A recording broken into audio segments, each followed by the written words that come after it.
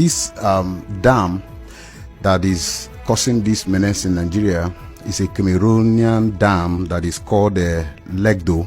It was built in 1977.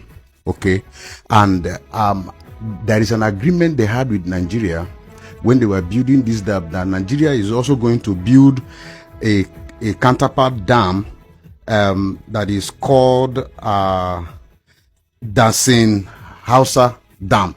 Okay, this dam we are supposed to be 2.5 size of this Lado dam that Cameroon is built already. Yes, that Cameroon has built.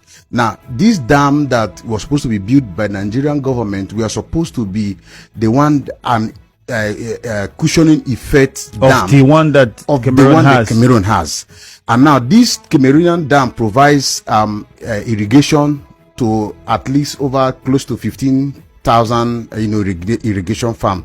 Okay, and these are own dam also supposed to provide irrigation to states like Adamawa, Benue, and all around that region. Yes, and also provide about 300 megawatts of electricity to that environment. But you see, Nigerian government, being a government that does not care about the life of the citizens, refuse to complete this dam, started and abandoned it. And to this effect, our people are being flooded. When Cameroon, and in 2013, Nigeria entered into another agreement with Cameroon that at least before you open this dam, because when there is an overflow, after it was opened in 2012, I think the first flood. Yes, in 2013 they had an agreement. And this agreement is that when the Cameroon dam is full and wants to release the excesses, that they should inform Nigerian government. For me, this is an irresponsibility, as long as I'm concerned, that the government chooses for Cameroonian government to inform them of when to open a dam and to prepare for the consequences, instead of building and completing a dam that they started since 1981. So it brings us to why we are asking this question, because we're aware that there is this work that can be done to completely avert the crisis that we're facing now. So why is the government not looking at doing it, one? And then the states that are affected, why aren't those state governments also talking about this situation? Because I was also going through the history of this, and I realized that, okay, you can actually take care of this problem, and we would not have the situation we're having now in River State, in parts of in Delta State, in Bayelsa State, and many other states. And this will come every 10 years at this magnitude. As we speak, on the East-West Road going to Delta State, people are saying that the waters already are beginning to come take over the roads, and that is also another problem. It might be a repeat of 2012. Well, we hope it doesn't get to that level. Why aren't these state governments affected also pushing to ensure that that contract is revisited and the federal government does what is needed? That's why I said that it is a sheer irresponsibility on the part of those that govern Nigeria, because you can see that it is an aberration that in Nigeria, we prefer doing things that has to do with other citizens, completely outside Nigeria, than taking care of the people that we sworn to the Constitution to protect.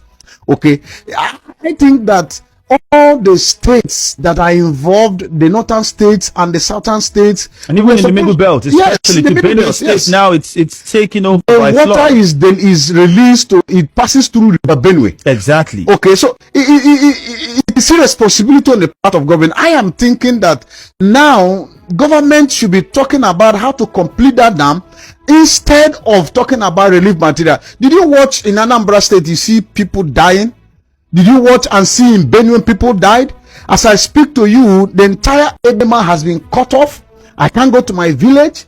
Okay, even the East-West Road is an understatement to say it's about to.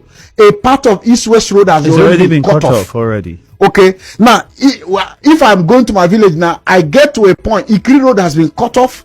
If I get to a point, you have to use canoe. In fact, you don't need to even drive your vehicle back home. You get to a point, you use canoe and cross over, and then you continue. You get to another point, to use canoe and cross over. Look at to further buttress the irresponsibility of the government. If you get to Ibocha Bridge, Ibocha Bridge is directly opposite Nigerian Ajib Oil Company. okay, where that tank facilities are. Now, if you get to that bridge, there is a bridge there that has been built for over how many years? And now, water overruns that bridge as a matter of annually. And now, Rivers State government, as a promise, as a electionary promise, told us that they are going to build another road, which they have been constructing 7 years in office and have not completed. And if you get to that part of the bridge, the other side of the extension of the bridge is also constructed at a level where water also overruns it. It's irresponsibility. Okay, now that part of Emematu is cut off. The part of Imo State you can go through Imo State is cut off. The part through River State is cut off. And yet, this is a part of River State that produce, like you will say, the golden fish that laid the golden egg.